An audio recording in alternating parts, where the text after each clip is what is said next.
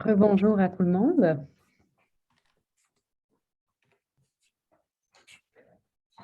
Alors, la séance simultanée numéro 2 va bientôt commencer.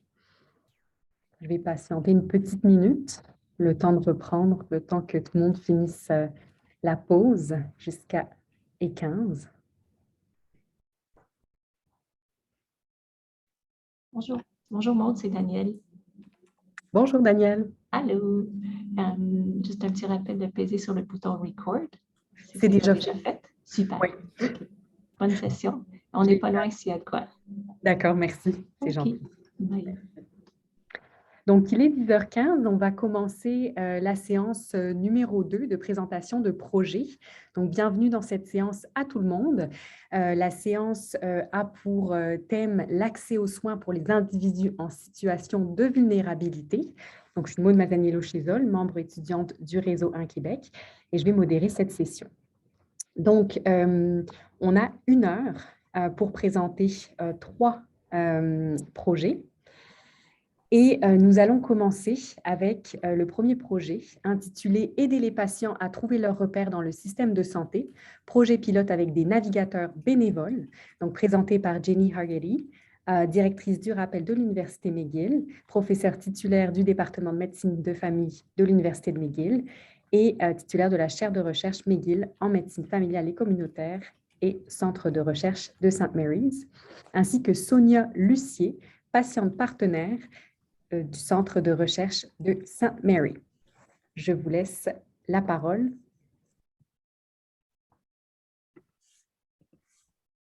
Et je vous laisse partager vos slides. Voilà, c'est fait. Merci beaucoup d'assister à notre séance. En fait, moi, aujourd'hui, je vais présenter en anglais et Sonia va présenter en français. So our talk is around helping patients find their way in the health system.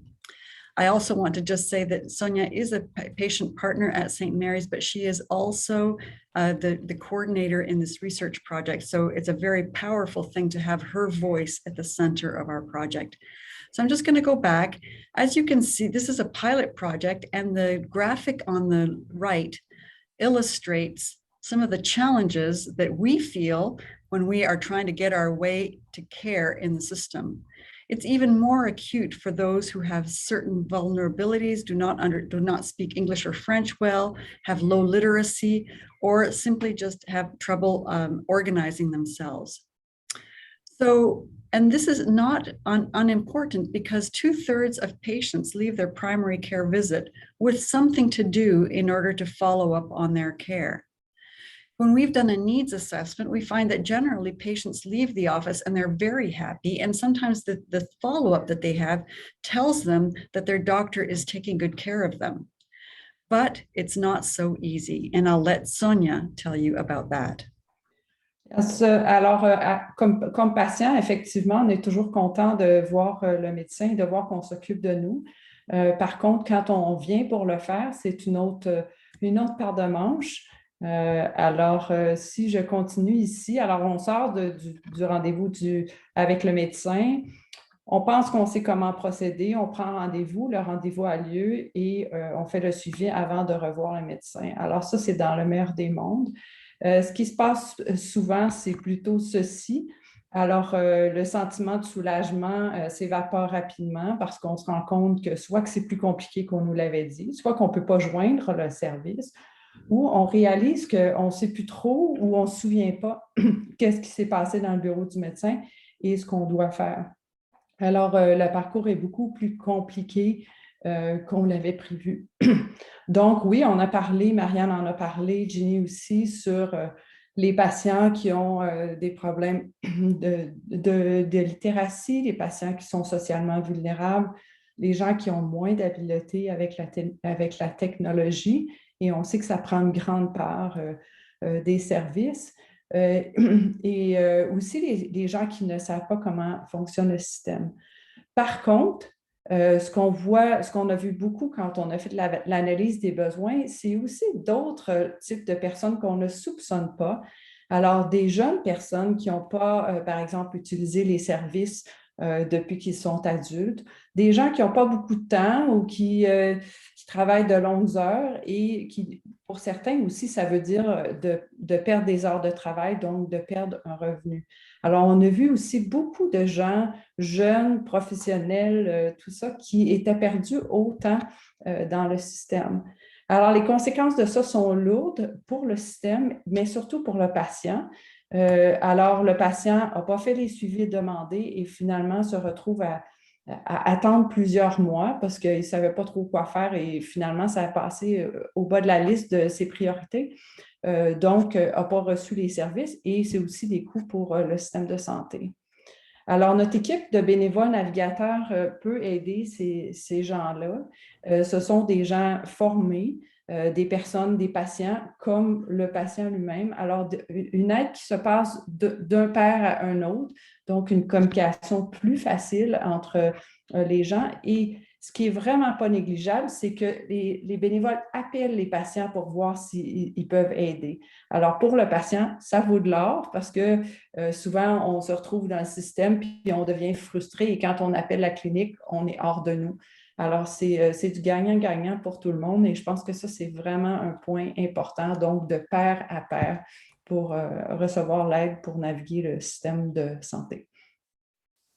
Thank you, Sonia. And it's so important because the research really does demonstrate what your experience is, and that is that information, especially navigation information that's provided by a peer, is much better understood and received by patients than the same information delivered by a professional, partly because the health professionals never really access the system in exactly the same way patients do. And so other patients can give them all the inside tricks that help them actually access the care. And they're much closer to the patient's reality. The other important thing about this, Sonia, is that we've demonstrated that this is feasible. It is feasible to train navigators to reach out, and it has a positive impact. We demonstrated this in a project that we did in Montérégie. And the problem was that we were finding that patients who were living in neighborhoods that were materially or socially deprived were sent back on the waiting list for the GAMF or the GACO more than other patients were. And usually it was because they didn't show up at their first visit or they really didn't connect with a physician. So our trained volunteers reached out to these patients before their first visit and just explained to them how important it was for them to show up or they'd be sent back, help them connect to the clinic and help them prepare for the visit. We were able to demonstrate that our intervention resulted in patients being more able to navigate the system. They felt more confident. Most importantly, however, they all showed up to their first visit and they showed up thinking they had the greatest doctor in the world because the doctor had taken the time to reach out to them. So we are really trying to do this in our system. I think, Sonia, I probably jumped something. I'm sorry. This is what our patients have been doing. We're trying to light the way to care for our patients. So we demonstrated that it was effective. And at the end of our project, the two CIS Montérégies decided to continue the project. And we also got some funding from Raison 1 to extend the project to some other clinics. We also found at the end, the clinic said, first of all, we want to offer this also to established patients. We want the referral to come from the clinicians who really know the patient's needs.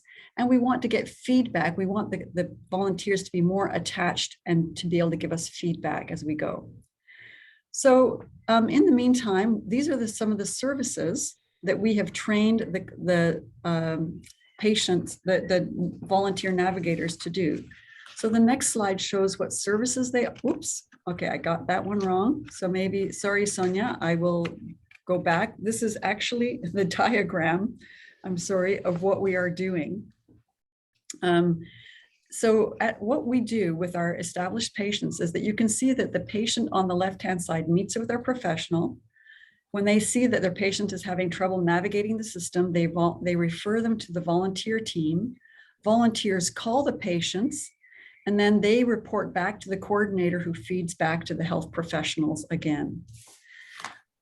We have found that there are various key elements in this. So first of all, we need a CIS or a SUS that is able to recruit and support volunteers, and also provide secure mechanisms so that we can communicate with the clinic and with volunteers.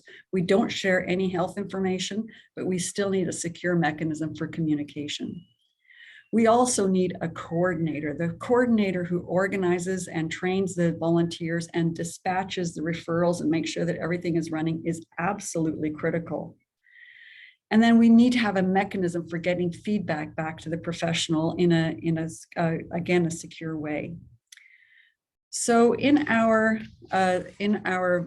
2019 Réseau One subvention that we got, we began working in one clinic to sustain it and then reaching out to 2 other clinics. And I'll tell you a little bit more about that. But first of all, I want to let Sonia tell you what services we are now offering.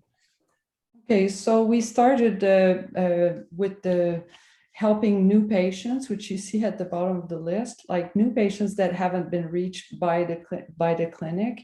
I'm starting there because often these patients aren't reached because they work 9 to 5 and they don't have a cell phone or something. So reaching them at other times was, I think, a big plus. And we did reach half of the patients that the secretary hadn't been able to reach, or patients that didn't show up at their first appointment with a new doctor, a new family doctor. So exactly what Jenny was talking about, not returning them to the GACO list. Je suis désolée, je suis rendue en anglais. C'est ça. Alors ensuite, en haut de la liste, on aide les gens avec les plateformes électroniques, donc les portails patients, RVSQ. On pense aussi à Clic Santé. Alors, j'ai rencontré une dame dernièrement qui ne savait pas que Clic Santé existait.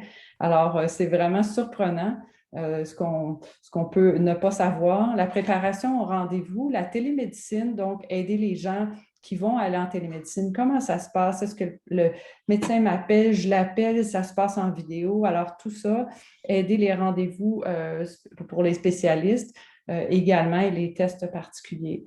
Alors, nos bénévoles peuvent faire tout ça et on est très, très chanceux de les avoir. Alors, je vais arrêter le partage d'écran pour la prochaine section, What We've Learned. So let me tell you a little bit about what we've actually done. First of all, in our clinic where we started, the idea there was to sustain this light touch intervention with volunteers and then spread it to 2 new clinics, or to spread it to a new clinic at least. The clinic where we were trying to sustain it, in fact, we realized that they were, even though they had decided to sustain it, they could not, because they had underestimated actually how much resources were required. And so that's an important message. It's not just because they're volunteers doesn't mean it doesn't require resources. And secondly, because there had been so many changes of leadership, both at the CIS level and then also at the clinic level, that they just did not have an engaged leadership to continue.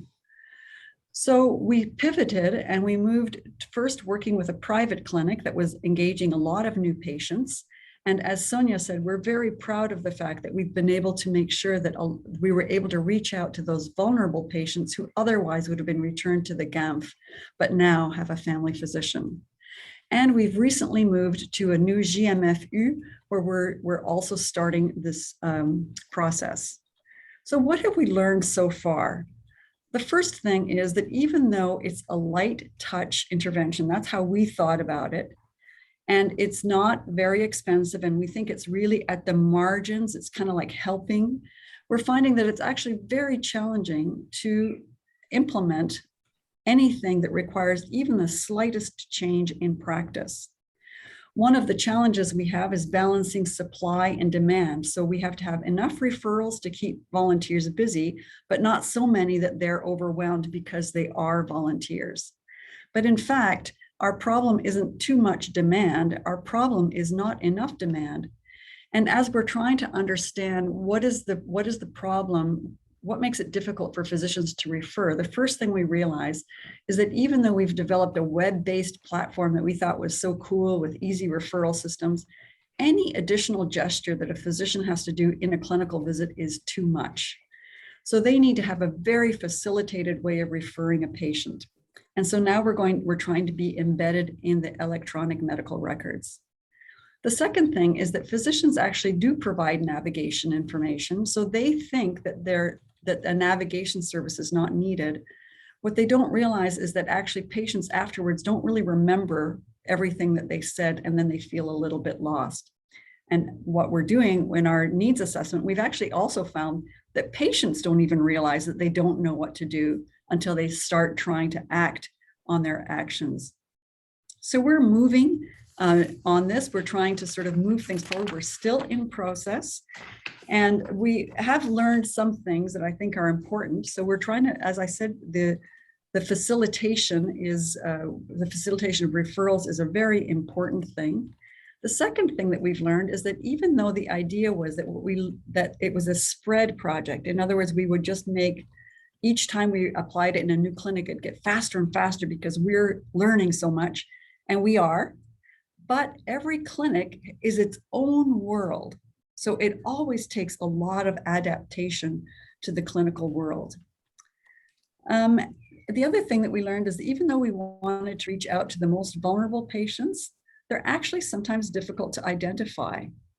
And so our story is not finished. That's still what we want to do, but we're still in process. And I just want to give the last word to Sonia to finish from a patient perspective what we're learning.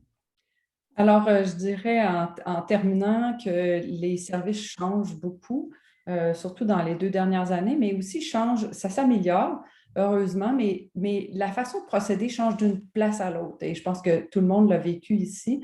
Alors, les patients, les bénévoles navigateurs, je pense, peuvent vraiment aider les patients à se trouver dans le système de santé et surtout les encourager à continuer. Parce qu'on voit beaucoup, c'est les patients qui arrêtent parce qu'ils sont découragés, sont tannés de passer une demi-heure à attendre au téléphone, ce qui est rendu un petit peu la norme.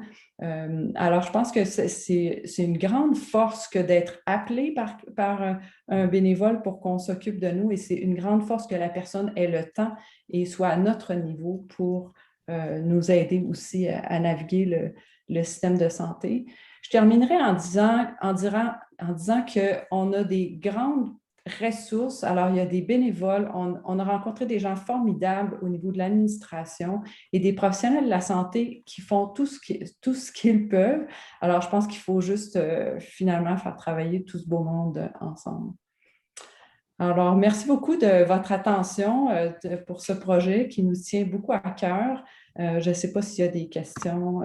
Il y avait un point, je pense, dans le chat, là, une personne qui proposait. Exactement.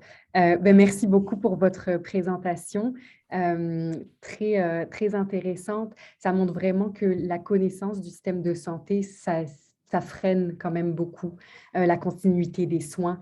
Et on a un commentaire de Josiane Cyr qui croit que ce projet pourrait être adapté à la réalité des patients demandeurs d'asile qui ont encore plus de difficultés que les autres à accéder à des soins de santé et à une prise en charge médicale. Même nous, les professionnels, passons beaucoup de temps à les aider à naviguer. J'ai une question de Marion Dove. Je vous laisse la parole. Bonjour, c'est plutôt un commentaire ou peut-être une suggestion qui va dans le même sens que le commentaire précédent du chat. Je travaille dans la région de Côte-des-Neiges et on a beaucoup de patients qui ne parlent ni anglais ni français comme langue maternelle. Puis si ces personnes pourraient être automatiquement référées à votre système de navigateur, ça aiderait énormément. Justement, le fait ou la tâche, toute tâche supplémentaire pour un médecin pour identifier quelqu'un qui est dans le besoin va être difficile. Moi, j'ai l'impression que les personnes à la réception de la clinique pourraient également référer les gens qui semblent être un peu perdus dans le système. Merci, Dr. Dove. Je juste voulais vraiment renforcer votre idée que le staff administratif, d'accueil et tout ça, ils ont une très bonne sensibilité pour les patients qui ont besoin d'aide. Donc, nous avons changé notre système de référence pour que les agents administratifs puissent aussi référer les patients. Donc, ils n'ont pas besoin de demander la permission, ils peuvent juste le faire eux-mêmes. On a aussi une moyenne par laquelle les patients eux-mêmes peuvent nous rejoindre. Mais comme Sonia nous dit tout le temps, ce sont des patients qui ont plus de agency, qui sont ceux qui vont téléphoner pour demander de l'aide.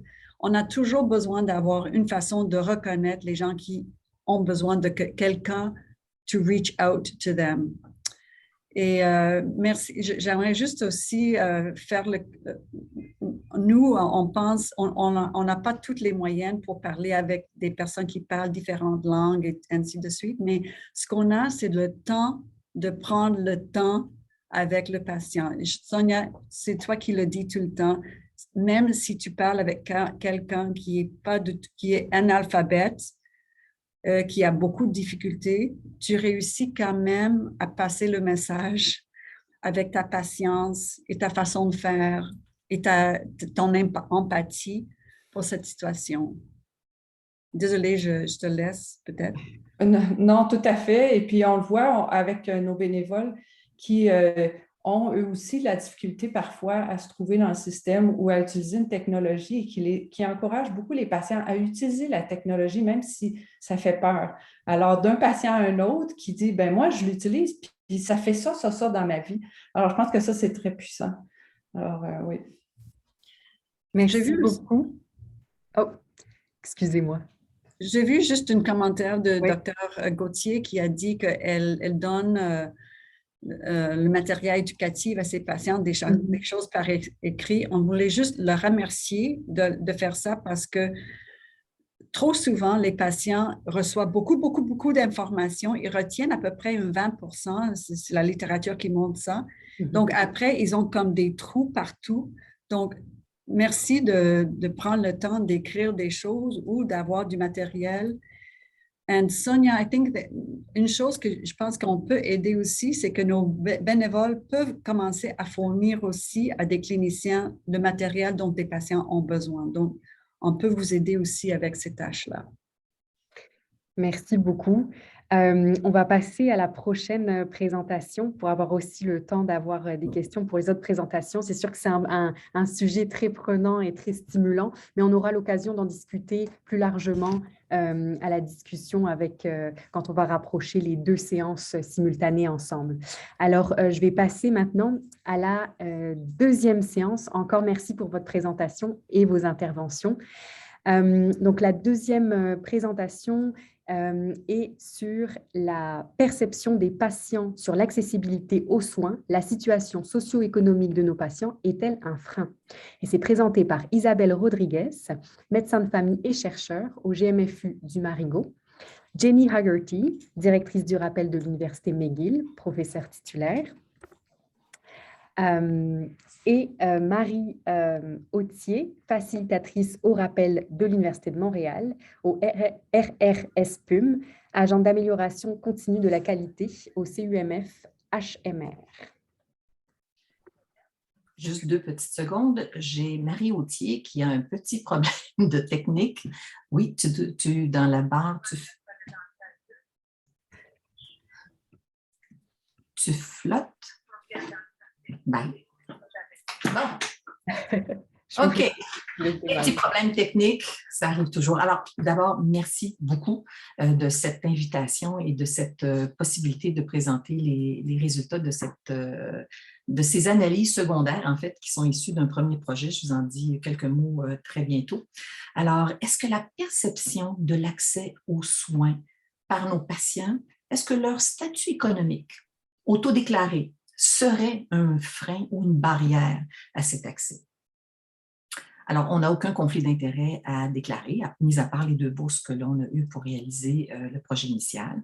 Alors, le projet initial qui a été complété en 2018, en fait, visait d'abord à évaluer la perception des patients sur l'accès aux soins dans les GMFU, mais surtout en lien avec leur expérience avec l'accès adapté et aussi selon le statut du professionnel traitant. Alors, qu'est-ce que les patients suivis par des médecins résidents versus des médecins superviseurs, est-ce que leur perception de l'accès était différente? Mais dans nos analyses, la variable qui était le statut économique autodéclaré émergeait, revenait souvent associée à nos variables sur l'accès. Alors, on a voulu explorer cette association-là et c'est ce qu'on vous présente aujourd'hui. Alors, le devis, c'était une étude transversale qui a été réalisée auprès de 9 GMFU, 6 du réseau de l'Université de Montréal et 6 du réseau McGill. On visait 200 patients par clinique. On a près de 2000 patients dans notre base de données. Nos outils de collecte de données, on avait 2 questionnaires auto-administrés, un avant la visite médicale et l'autre après. On ne vous présente pas les résultats de la visite du post-visite. Et la plupart des questions avaient une échelle de Likert qui avait 5 items, mis à part les 2 questions ouvertes qu'on avait à la fin du questionnaire. On s'est inspiré des dimensions du modèle de Lévesque pour choisir nos questions et de questionnaires déjà validés, en plus de la création de nos propres questions. Alors, on va vous présenter sous peu les résultats des analyses bivariées, mettant justement en lien les dimensions d'accès et surtout le statut autodéclaré par les patients sur leur statut économique. Et on vous montrera aussi les analyses de régression pour voir si cette association-là, si ce lien-là persiste. Alors, je passe la parole à Marie Authier. Est-ce que maintenant le problème technique est résolu? Alors, voilà, la parole est à toi.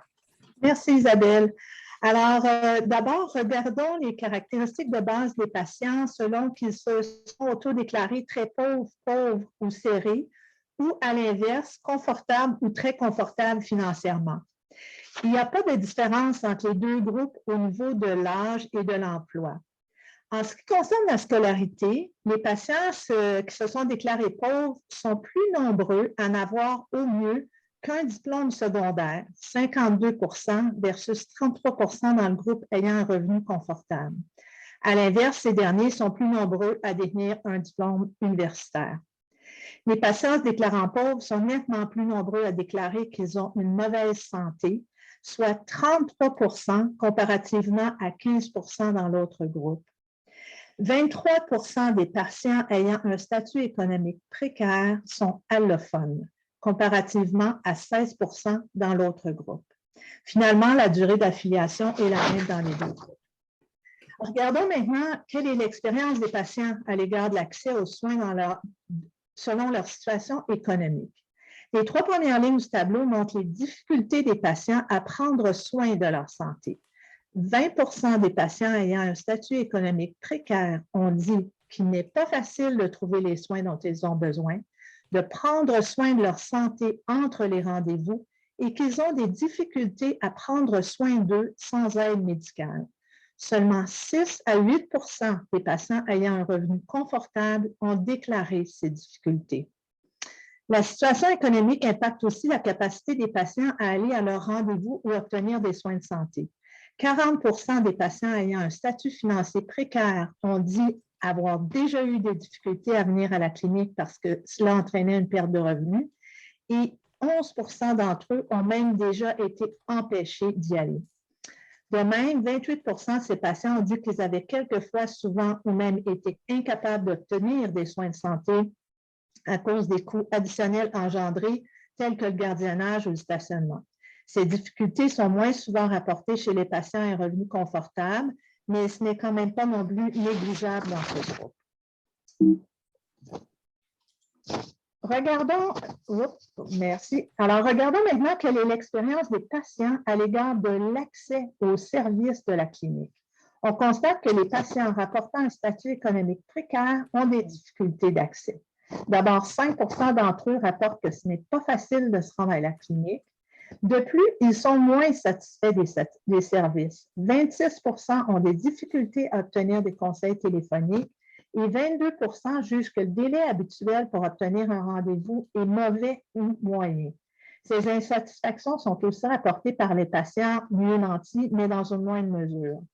Finalement, 36 des patients ayant un statut économique précaire ont consulté une autre clinique pour des urgences mineures au cours de la dernière année, comparativement à 28 dans l'autre cas. Et là arrive la question qui tue, si vous suivez, tout le monde en parle, lorsqu'on a posé la question aux patients, lorsque vous avez une urgence mineure, est-ce que c'est facile pour vous d'obtenir un rendez-vous plus rapide? Alors, voilà, regardez ces marches d'escalier. Si on regarde le groupe qui a répondu que c'était pas facile du tout d'obtenir un rendez-vous plus rapide, on voit cette disproportion-là, 18 19 des patients qui se considéraient comme pauvres, qui disaient que c'était difficile comparativement à 7 Et si on s'en va à l'extrême droite, on voit encore la même marche d'escalier, la même tendance. Alors, ceux qui considéraient facile ou très facile de trouver un rendez-vous plus rapide, on voit encore là cette discordance entre 56 versus 77 Là, je vais passer la parole à Jenny qui va nous parler des analyses un petit peu plus complexes pour aller voir si ça tient toujours ces associations-là.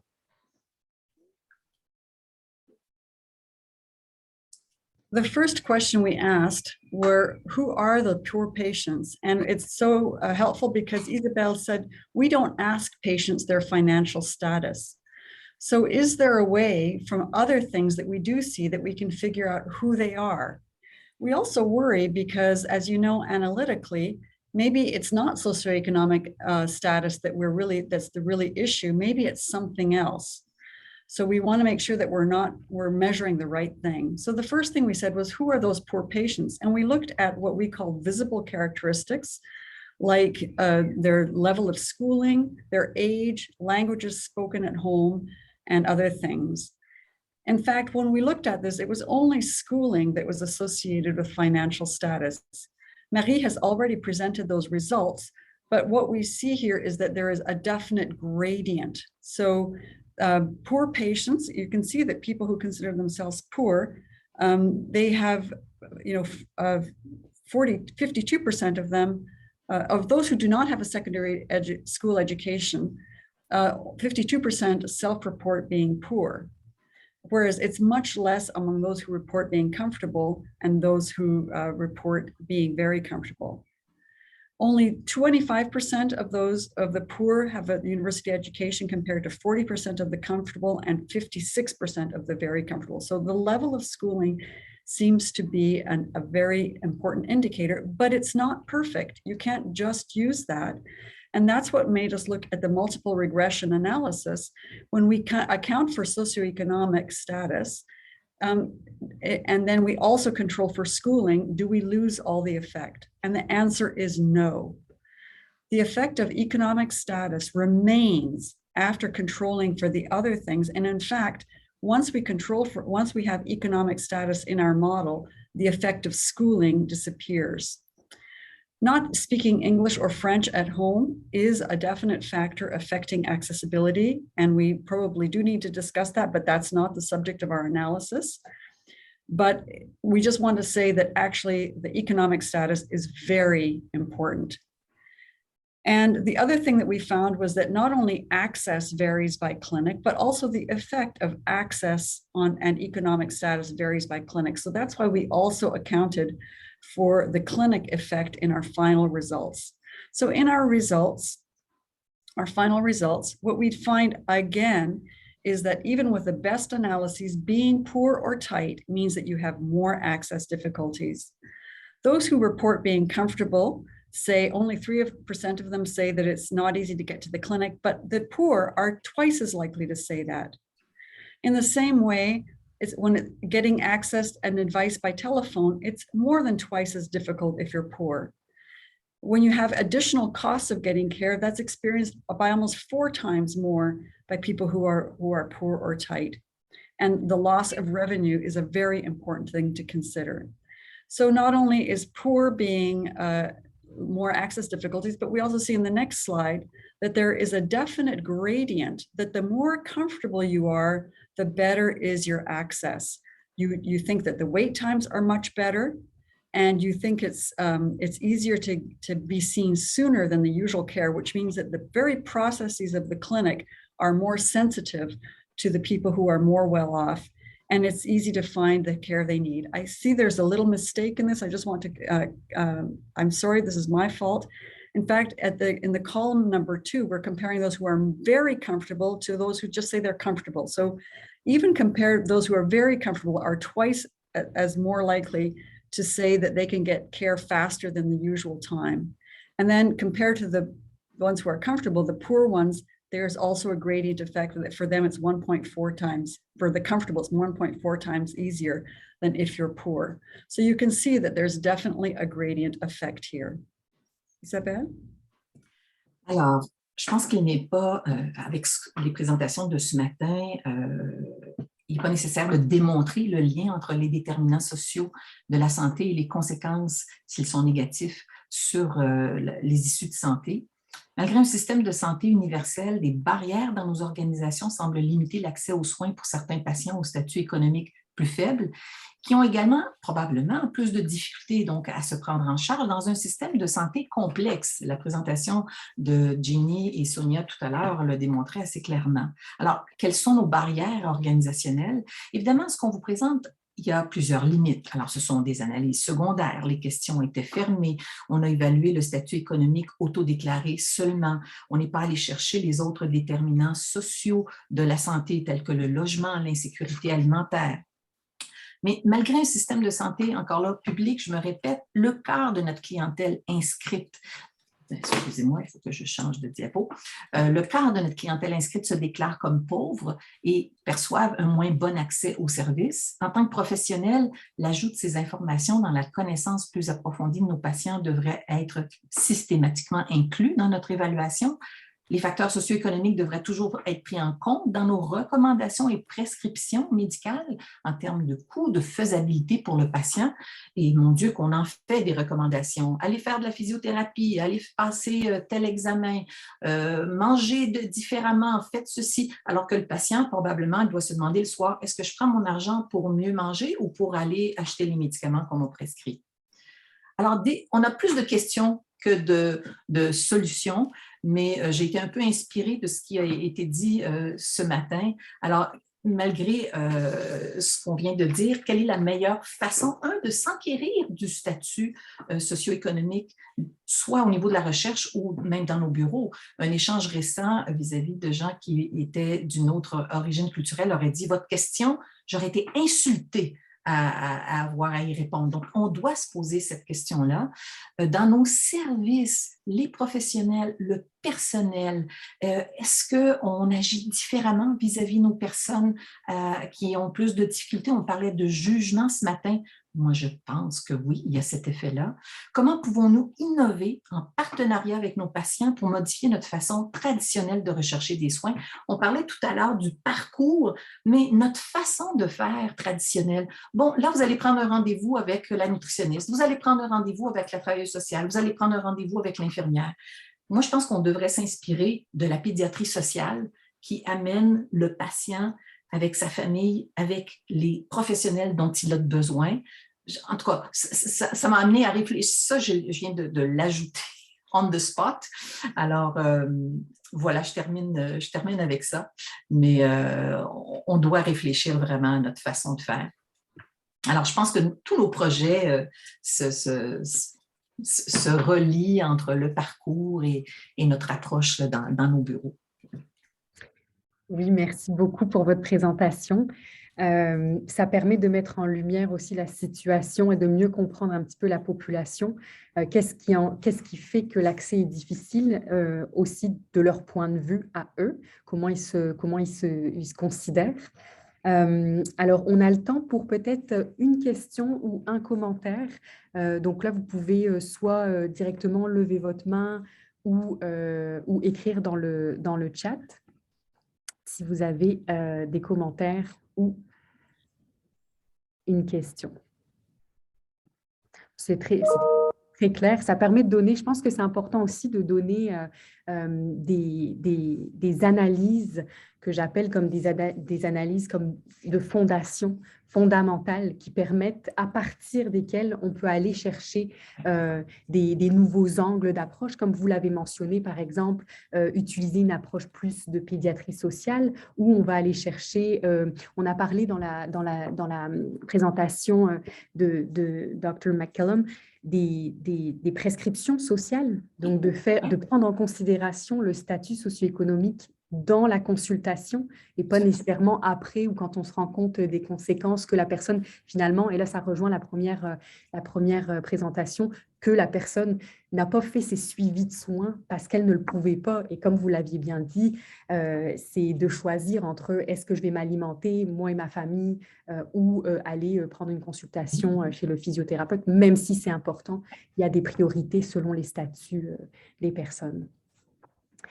Alors, je vous remercie encore pour votre présentation. On va garder les autres questions pour la suite. On va passer maintenant à la troisième et dernière présentation. Alors, elle est intitulée « Intégration du rendez-vous Santé Québec », donc le RVSQ, et de l'accès adapté. Enjeux, défis et stratégies de cohabitation. C'est présenté par Isabelle Gaboury. Désolée. Non, c'est parfait. Isabelle Gaboury, donc, qui est professeure titulaire et chercheur au département de médecine de famille et de médecine d'urgence de l'Université de Sherbrooke. Mylène Breton, qui est titulaire de la chaire de recherche du Canada en gouvernance clinique des services de l'Université de Sherbrooke. Et Mélanie Lapointe, conseillère en organisation des services de première ligne du ministère de la Santé et des Services sociaux du Québec. Je vous laisse la parole. Merci beaucoup. Est-ce que c'est le bon écran qui est affiché présentement? Oui, c'est votre présentation. Parfait. Merci Maude. Merci beaucoup pour cette invitation à présenter sur un projet en fait qui a été financé par le Réseau 1. Donc, ce que notre projet soulevait en fait, c'est que la cohabitation entre deux innovations qui ont eu quand même beaucoup de popularité dans les dernières années au Québec pour assurer l'accès aux soins de santé, donc l'accès adapté et le RVSQ. C'était notre figure de cas, mais il faut le voir vraiment comme la prise de rendez-vous en ligne. En fait, les deux innovations demeurent peu planifiées pour leur intégration à l'une et à l'autre. Donc, fort probablement à cause de leur philosophie d'implantation. Donc, l'accès adapté va promouvoir la prise de rendez-vous par la secrétaire avec le bon professionnel au bon moment, selon le motif de consultation, alors que la prise de rendez-vous en ligne, telle qu'on la connaît présentement, est plutôt limitée avec une prise de rendez-vous avec un médecin de famille, puis avec un peu moins de capacité de priorisation que ce que la secrétaire est en mesure de faire dans la clinique. Donc, ça peut soulever des conflits entre les deux innovations, puis potentiellement, ça peut amener des effets pervers là, sur l'accès aux soins du point de vue du patient. Donc, petit rappel sur le modèle de l'accès adapté, sa version contemporaine qui compte toujours 5 piliers, mais qui va donc prévoir la planification globale des besoins et de l'offre, l'ajustement régulier, le troisième pilier qui est justement la prise de rendez-vous, qui est quand même qui est le pilier sur lequel on va particulièrement s'attarder dans ce projet-ci. La pratique de collaboration et la communication avec les patients entre les membres de l'équipe. Donc, c'était un peu pour vous donner une petite introduction ou un petit rappel de ce sur quoi repose l'accès adapté. En contrepartie, l'autre innovation, je vous présente ici une capture d'écran telle que le Rendez-vous Santé Québec est affiché présentement. Donc, on voit, j'attire votre attention sur deux éléments. Donc, oui, il y a une certaine priorisation de l'endroit où le patient va être vu, donc selon le périmètre de recherche, le nombre de kilomètres à partir de la maison. Et il y a toute une cascade, on le sait, qui va idéalement idéalement nous diriger le plus rapidement possible vers notre clinique et notre médecin de famille dans cette clinique-là. Et il y a aussi une certaine priorisation en fonction de la raison de la consultation, du motif de consultation, mais qui est au choix du patient. Et on le verra tout à l'heure, quand il peut y avoir des problèmes de compréhension des raisons de consultation, ça peut peut-être amener certains enjeux. Donc, dans les dernières années, l'équipe de l'accès adapté, donc composée de moi-même puis Mylène Breton et de toute une équipe, je vais vous montrer tout à l'heure la composition de l'équipe, on a entrepris des démarches d'amélioration de l'accès adapté avec une philosophie d'amélioration continue de la qualité. Alors, notre objectif premier, c'était qu'un plus grand nombre de patients soient vus au moment opportun, donc en fonction de leur motif de consultation, et par le professionnel adéquat. Alors ça suppose deux leviers principaux, donc concevoir ou reconcevoir la prestation des soins et la gestion de la demande, qui sont là, les deux premiers piliers de l'accès adapté que je vous ai présenté tout à l'heure. Puis, je dirigerai votre attention sur la toute droite. Donc, lorsqu'on veut justement activer ces leviers-là à travers certaines actions spécifiques, on va mettre en place des stratégies avec l'équipe clinique qui va s'adonner à l'approche. Donc, on va, en fait, je vous donne des exemples ici de stratégies qui ont été mises en œuvre dans ce projet-ci. Donc, on a travaillé, entre autres, une offre de téléconsultation. On s'est assuré que le patient soit vu prioritairement par le professionnel auquel il est affilié à travers des algorithmes de priorisation ou des algorithmes de lissage. Et justement, dernier élément, l'algorithme de lissage. Donc, je vous en ai parlé tout à l'heure, les enjeux puis les défis de la cohabitation vont surtout se situer par rapport au moment opportun. Donc, ce qui est soutenu par l'accès adapté, c'est un modèle avec 3 temps importants pour donner des rendez-vous, donc en fonction des motifs de consultation. Donc, un rendez-vous urgent devra être vu dans les 24 à 48 heures.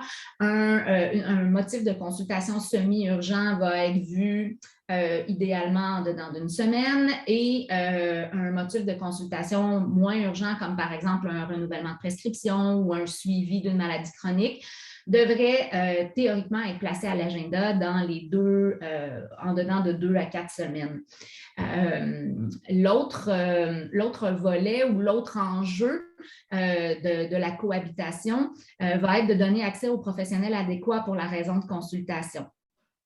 Donc, l'accès adapté va promouvoir une optimisation du champ de pratique, un rehaussement de la collaboration entre les différents professionnels, promouvoir aussi les suivis alternés dans le cas de maladies chroniques ou de suivi de grossesse, ce que malheureusement la prise de rendez-vous en ligne ne nous permet pas en ce moment.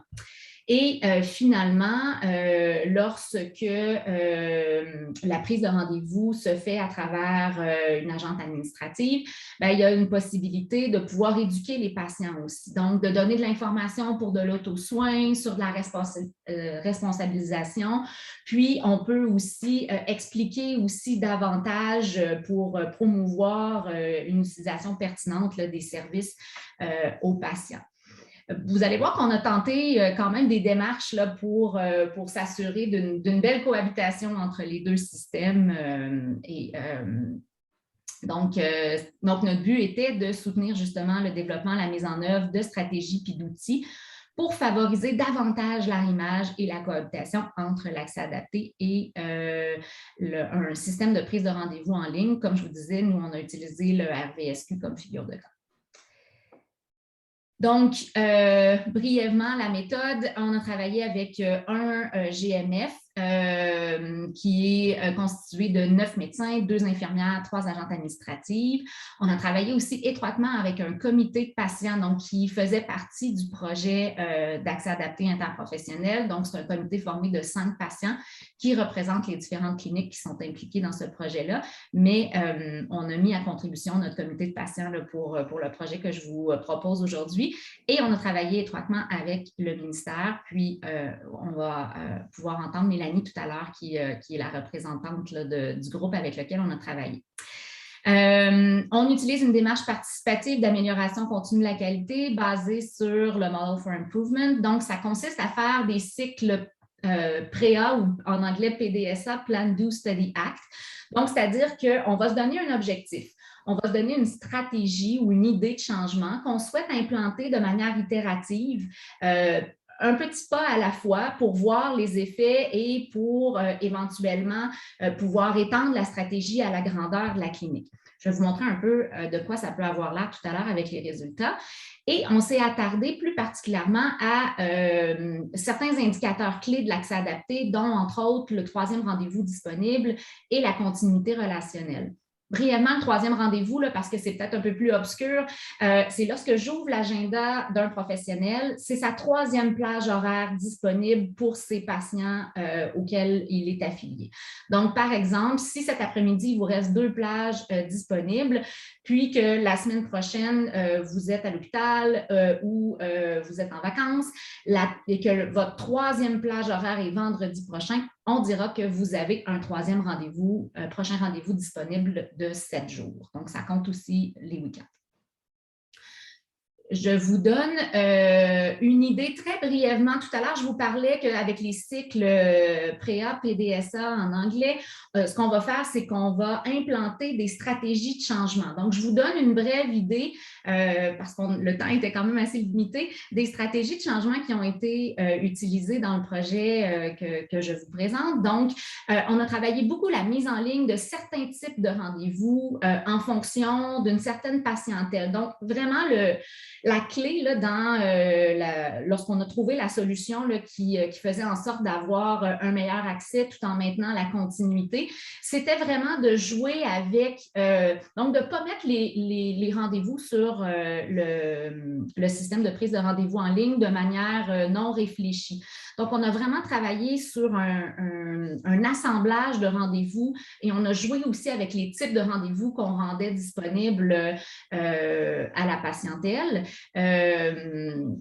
En fonction aussi justement des patients de certains médecins. Donc, dans la clinique, au final, on a des médecins qui mettent environ 15% de leur plage horaire disponible sur le RVSQ, mais on a aussi des médecins qui mettent 100% de leur plage horaire sur le RVSQ.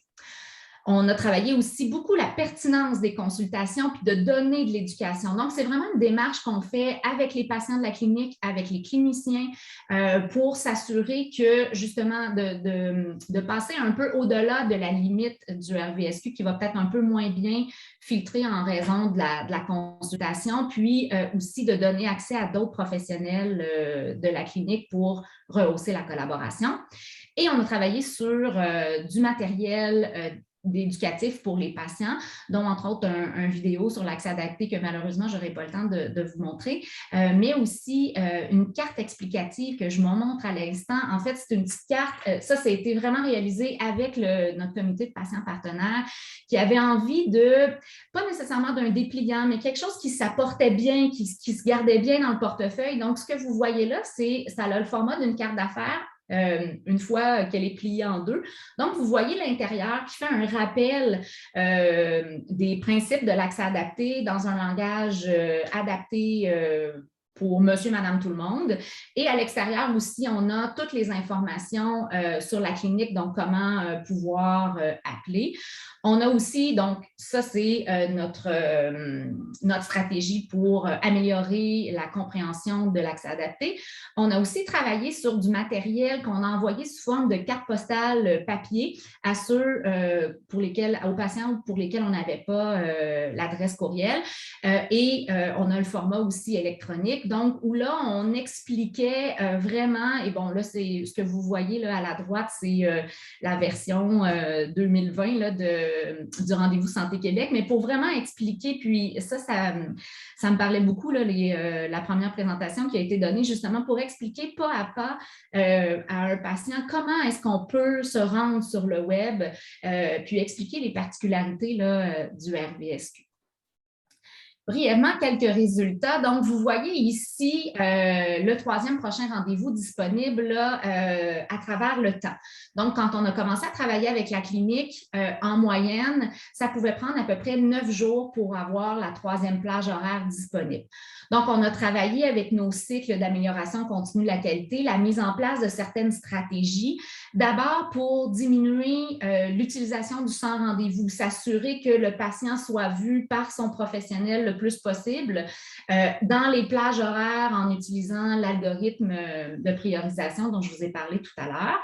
Donc, on voit un peu de variation, ce qui est tout à fait normal. On est en quête de trouver la solution idéale et vous voyez à travers le temps, donc en dedans de 3 mois, on est quand même arrivé à trouver une solution qui nous amenait dans un 3e prochain rendez-vous entre 0 et 2 jours. Ensuite, on a travaillé l'intégration du RVSQ maintenant qu'on avait un très bon accès à la clinique. Vous voyez encore une fois variation, mais vous voyez qu'à travers le temps, et je tiens à préciser, à travers les vagues de la pandémie, on a quand même réussi à trouver une solution pour intégrer, faire cohabiter les deux innovations dans la clinique. Et ce, au départ, on voit une grande amélioration, donc une amélioration de presque un peu plus du quart, 27% de la continuité relationnelle. Donc, l'effet que lorsque je vais retourner à la clinique, je vais revoir mon médecin à moi ou mon infirmière à moi ou avec laquelle je suis affiliée. Et vous voyez que lorsqu'on intègre le sans rendez-vous, le RVSQ, pardon, oui, on a un peu de variation, mais qui est peut-être expliqué aussi par le fait que pendant le temps des fêtes, là, il y a quand même des choses qui bougent à l'intérieur d'une clinique. Mais vous voyez qu'à travers le temps, on maintient ce gain-là qui est si important pour l'accès. Alors, je vais passer la parole à Mélanie Lapointe, ma co-présentatrice pour aujourd'hui. Je vais vous présenter un petit peu du point de vue du ministère, comment on a intégré les réflexions du projet là, porté par Isabelle et tous les commentaires aussi, le feedback qu'on recevait des cliniques qui avaient déployé l'accès adapté et qui étaient très préoccupés par la possibilité que des citoyens prennent rendez-vous en ligne et donc bypassent un peu le filtre qu'une agente administrative pouvait faire pour faire un lissage et s'assurer que le patient avait accès à la bonne plage au bon moment. Donc, on a révisé un peu, puis ce que je vous présente, c'est des éléments aussi qu'on a challengé avec le comité de patients partenaires pour avoir un petit peu leur feedback, leur rétroaction. Mais on a d'abord voulu simplifier les catégories de rendez-vous qui étaient proposées dans Rendez-vous Santé Québec en ligne pour que ça soit plus parlant et qu'ils ne soient pas non plus tous présentés en même temps. Donc, on simplifie les catégories de rendez-vous en changeant le vocabulaire pour une notion beaucoup plus simple de urgent, semi-urgent ou c'est un rendez-vous de suivi. Et on proposait quelques questions simples pour guider les patients vers les prochaines questions au lieu de tout présenter d'un coup. Bon, mais si tu me dis que c'est urgent, est-ce que tu peux, à l'aide de certaines questions, m'aider à préciser si c'est urgent ou semi-urgent? Et on amenait ensuite la bonne proposition d'offre de rendez-vous selon les réponses amenées. J'en parle au passé. En fait, la proposition a été élaborée, challengée, n'a pas été mise en ligne encore pour des raisons techniques et contractuelles. Là. Il y a eu des changements de fournisseurs, mais la proposition demeure d'actualité. L'autre élément de la proposition qui a été élaboré, quand je dis elle avait été élaborée avec des cliniques, avec des médecins, avec des représentants de cliniques, avec les développeurs et comme je vous dis, on l'avait challengé aussi avec les patients partenaires, on proposait également d'ajouter un volet où une fois que j'ai choisi mon rendez-vous, je peux préciser pour quelles raisons j'ai demandé un rendez-vous urgent ou semi-urgent ou de suivi, ce qui permet ensuite à la clinique de faire potentiellement un certain lissage, donc de dire « Ah, ben moi, telle raison de consultation, ça peut, selon l'organisation du travail dans ma clinique, ça peut tout à fait être vu par l'infirmière ou tel professionnel, donc je peux faire un certain réaménagement si c'est opportun. » Donc, c'était les premières améliorations qu'on envisageait faire pour assurer le plus possible que les patients prennent rendez-vous au bon moment et non pas « je ne sais pas quoi choisir, je vais prendre le premier rendez-vous que je vois dans les résultats à faire ». Parallèlement à ça, on a poursuivi la réflexion, puis on a même pris un pas de recul et c'est la prochaine étape vers laquelle on s'en va. qui nous amène un peu à questionner, mais avant même de proposer les rendez-vous, les disponibilités d'un médecin, je devrais peut-être m'assurer qu'une consultation médicale est requise et pertinente. Donc, on prend un pas de recul pour valider est-ce que c'est le bon service et ensuite, on proposera le bon moment pour le bon service. Donc, ce qui est en développement en ce moment, c'est des algorithmes, des algorithmes d'orientation qui sont administrés par des personnes, mais éventuellement qui vont être transposés en ligne pour aider le patient à identifier son besoin puis l'orienter vers le bon service professionnel. Ça peut être le médecin, mais ça peut être autre chose. Ça peut être un pharmacien, ça peut être des infirmières, etc. Et une fois qu'on a identifié le bon professionnel, l'idée, c'est de bonifier l'offre de prise de rendez-vous en ligne. Donc, de s'assurer qu'il n'y a pas que les médecins, mais que les autres professionnels sont aussi accessibles. Et on garde ou on maintient là, la notion de quel est le délai opportun maintenant pour consulter ce professionnel. Donc, c'est un peu l'évolution de notre réflexion, la façon dont on voit l'évolution des outils de prise de rendez-vous en ligne pour s'assurer que ça va en cohérence aussi avec tout ce que l'accès adapté a amené de bon là, dans les cliniques. Merci beaucoup pour votre présentation. Il reste malheureusement 1 minute 29. Je vous laisse le mot de la fin parce que tout simplement, on va être tous envoyés en salle de groupe. Je vous laisse le mot de la fin. Merci à mon équipe, mes co-chercheurs, nos patients partenaires et merci au Réseau 1 pour sa participation financière dans le projet. Merci pour ce beau projet, pour son explication. Il y a quand même une personne rapidement là, qui demande pour l'accès à la vidéo. Est-ce qu'elle sera accessible, la vidéo que vous avez mentionnée?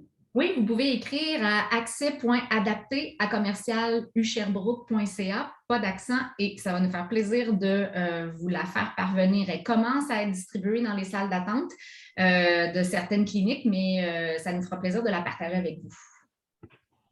C'est parfait. Puis, Mylène Breton a mis l'adresse courriel directement dans le chat. Merci beaucoup. Mylène. Alors, merci encore pour ces belles présentations. On aura l'occasion d'en discuter dans la prochaine séance groupée. Alors, merci pour votre temps, merci pour vos interventions et on va être automatiquement rendu dans l'autre salle.